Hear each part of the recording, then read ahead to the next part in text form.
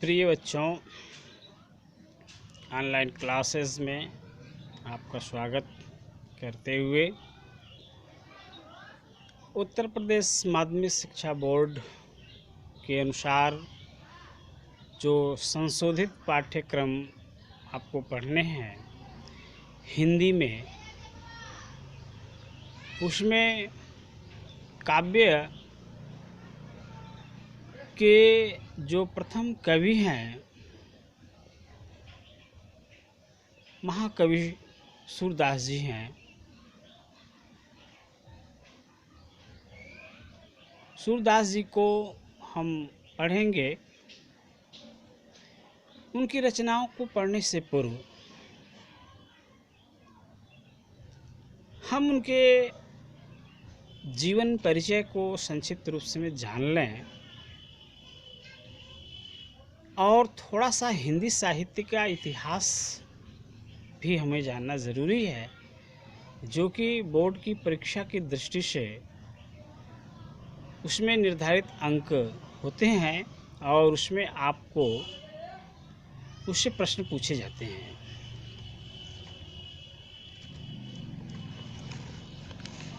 हिंदी साहित्य नभ के समान विस्तृत है। हिंदी वाङ्मय की विशालता को देखते हुए विद्वानों ने उसको अध्ययन करने के लिए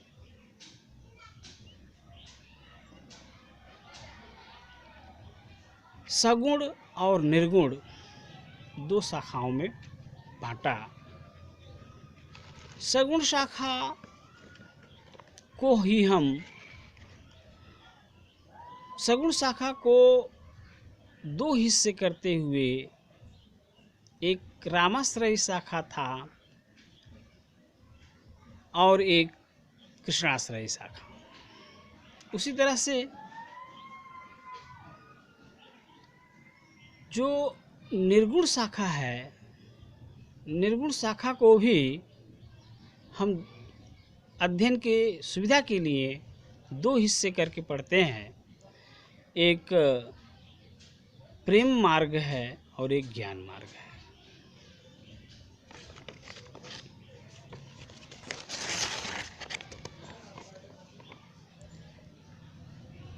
भक्ति काल, जिसको हम पूर्व मध्यकाल भी कहते हैं, 1343 ईस्वी से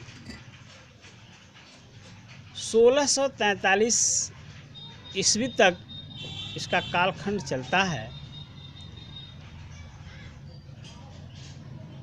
भक्ति काल का मतलब क्या होता है?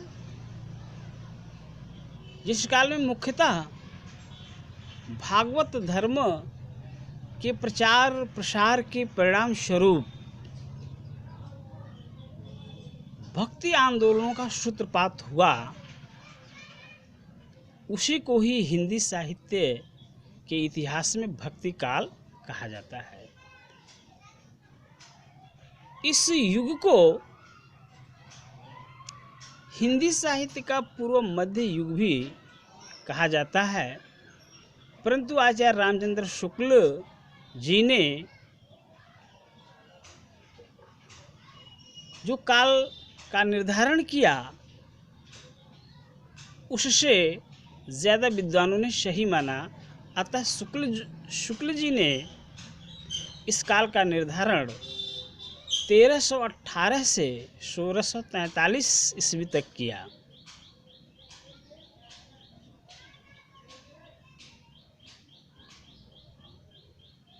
यानी कि 1375 विक्रमी से 1700 विक्रमी है, आचार्य रामचंद्र शुक्ल जी के अनुसार। आइए हम चर्चा करते हैं कि किन परिस्थितियों के कारण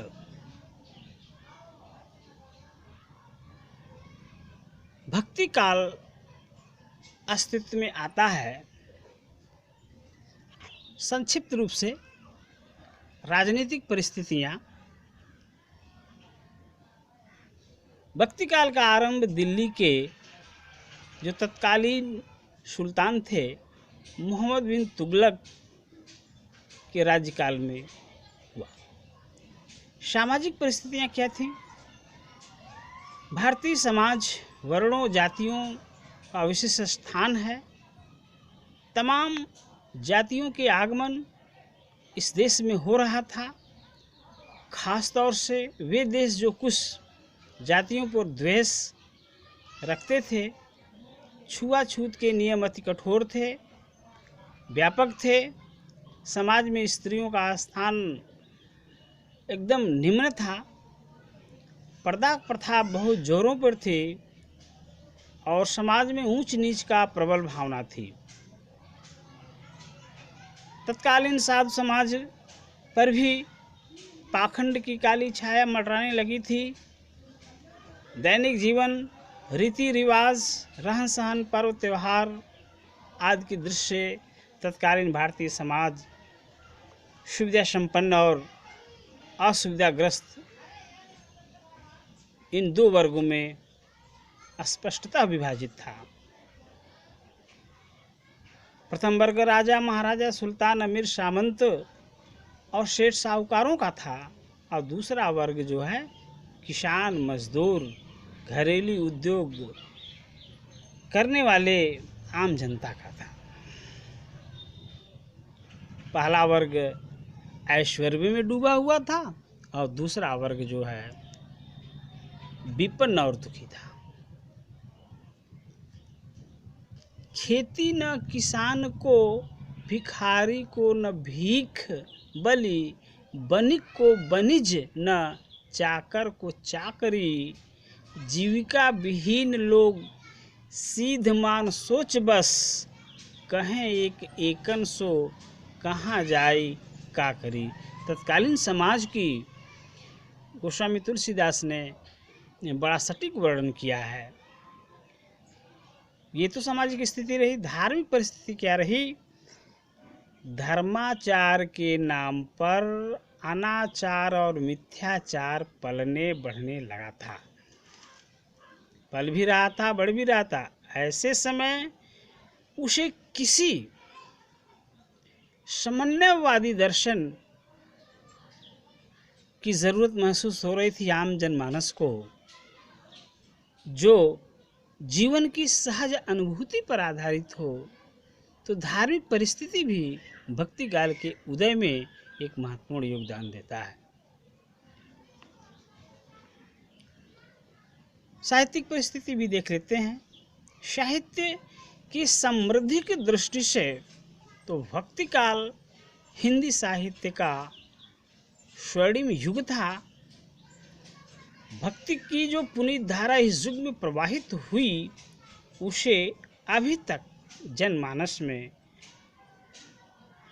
समझा जाना जा सकता है।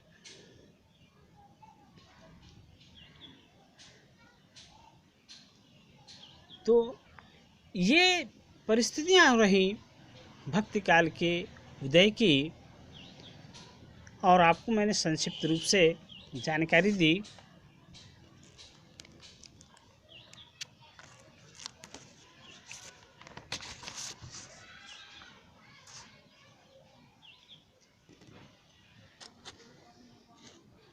तो आइए निर्धारित पाठ्यक्रम के अनुसार हिंदी काव्य के पहले कवि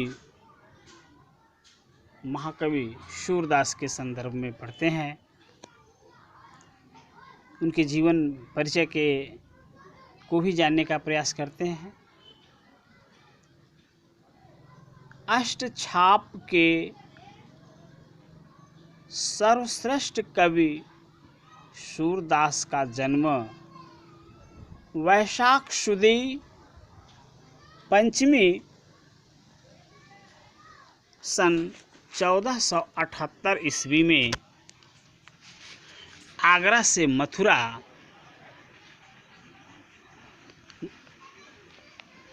जाने वाली सड़क के पास रूनकता गांव में हुआ था। अब जैसा कि आप जानते हैं कि जो महापुरुष हो जाते हैं उनके जन्म और मृत्यु दोनों पर ही तमाम तरह की दंत कथाएँ प्रचलित हो जाती हैं। कुछ विद्वान इनके जन्म को दिल्ली के निकट सीही गांव को भी मानते हैं।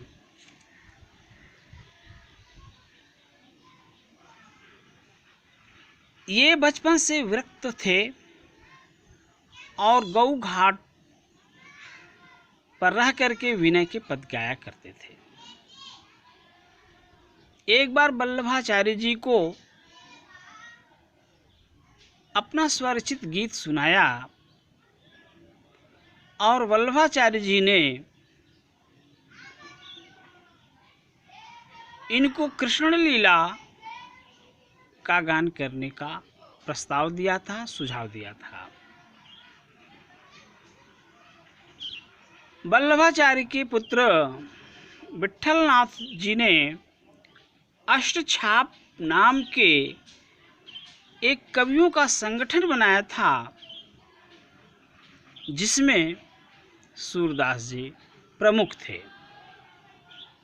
और इनकी मृत्यु गोवर्धन के पास परसौली ग्राम में सन 1583 में हुई थी। सूरदास के पदों का संकलन सूरसागर है, सूरसारावली है तथा साहित्य लहरी है। ऐसा माना जाता है कि सूरदास सूरसागर में 1.25 लाख पद लिखे थे, लेकिन अभी तक केवल 10,000 पद ही प्राप्त हैं। आप जानते हैं, पूर्व में छोटी कक्षाओं में पढ़े भी होंगे सूरदास के पद को। सूरदास जी ने कृष्ण की बाल लीलाओं का बड़ा ही विशद और मनोरम वर्णन किया है। बाल जीवन का कोई ऐसा पक्ष नहीं जिस पर इस कवि की दृष्टि न पड़ी हो। इसीलिए इनका बाल वर्णन विश्व साहित्य की अमर निधि बन गया है। सूरदास जी की भक्ति भाव मुख्यतः सखा भाव है। उनमें विनय, दाम्पत्य, माधुर्य का भाव का भी सम्मिश्रण है। सूरदास ने ब्रज के लीला पुरुषोत्तम श्री कृष्ण की लीलाओं का ही विशद वर्णन किया है। सूरदास की संपूर्ण काव्य संगीत की राग रागिनियों में बंधा हुआ पद शैली का गीति काव्य है। एक स्पष्ट कर लीजिए कि राग रागिनियों में बंधा हुआ, यानी कोई भी उनका ऐसा पद नहीं है जिस पर हम कोई जो भारतीय संगीत के राग हैं उन पर हम ना गा सकें। भारतीय संगीत के जितने भी, चाहे राग यमन हो, चाहे भैरव हो, और भी सारे जो राग हैं उन सभी राग रागिनियों पर आधारित उनके पद हैं।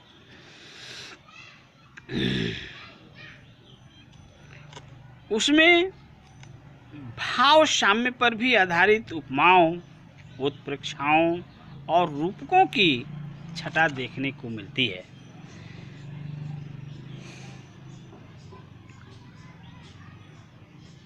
इनकी कविता की भाषा, प्रश्न पूछा जाता है कभी कभी हिंदी साहित्य के इतिहास में कि सूरदास की जो पद हैं वो किस भाषा में विरचित हैं, तो आपको इसमें लिखना होगा कि वो ब्रज के हैं, ब्रज भाषा में लिखी गई है।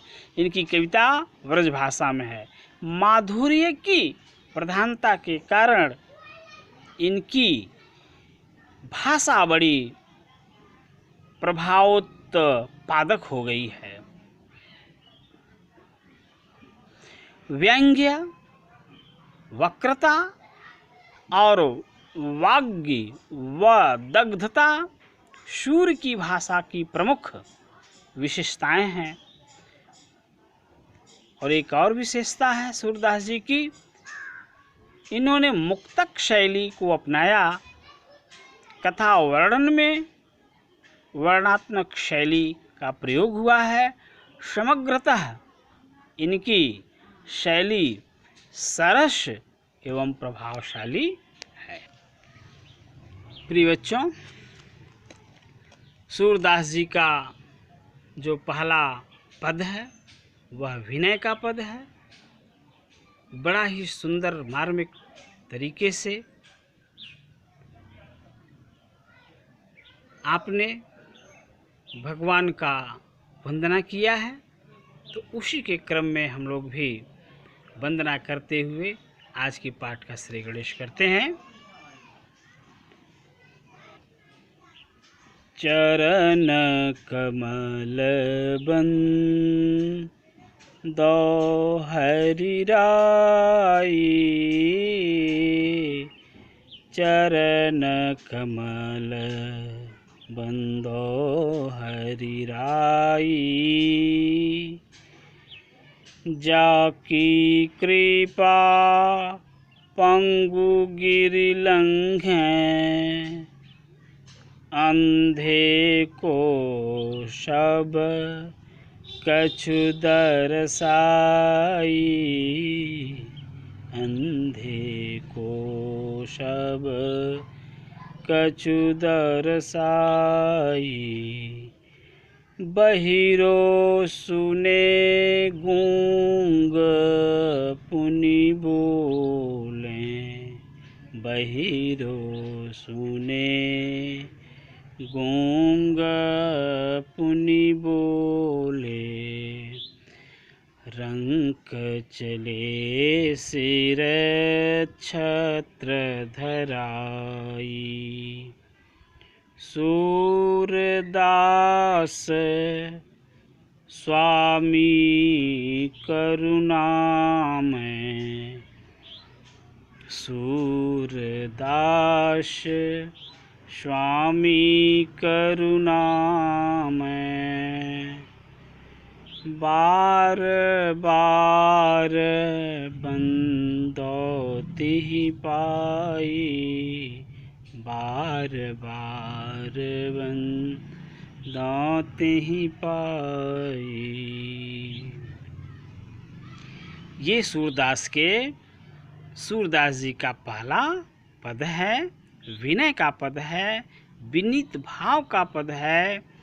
और आज हम लोग इस विनय पद के साथ अपने जो निर्धारित पाठ्यक्रम है उसका श्री गणेश करते हैं। तो आइए इसको और विस्तृत व्याख्या इसका देखें। जो पद्यांश है उसका प्रसंग ऐसे लिख सकते हैं, सूरदास जी अपने आराध्य भगवान श्री कृष्ण की करुणा करने की वंदना करते हैं। यानी प्रस्तुत पद्यांश में कवि ने अपने आराध्य से अपने ऊपर करुणा करने की बात कहता है। चूँकि आपको बताया जाए, हमारे यहाँ जो नवधा भक्ति है उसमें श्रवण कीर्तनम विष्णु स्मरणम पाद सेवनम अर्चनम वंदनम दास साख्यमात्म निवेदनम, ये भावना है। जब हम अपने किसी इष्ट से निवेदन करते हैं तो साख्य भाव से आत्म निवेदन करते हैं, दास्य भाव से आत्मनिवेदन करते हैं, उसका वंदन करते हैं। तो पहले पंक्ति में लिखते हैं कि चरण कमल बंदों हरिराई, यानी हे हरि अर्थात भगवान विष्णु, भगवान कृष्ण, किसी को भी आप जिसको भी आराध्य मानते हैं उनको, उनके लिए हरि शब्द का प्रयोग हुआ है। यहाँ पर भगवान कृष्ण के लिए ही प्रयोग हुआ है। तो कहते हैं कि भगवान के कमलवत चरणों की हम वंदना करते हैं। चरण कमल बंदों हरियाई।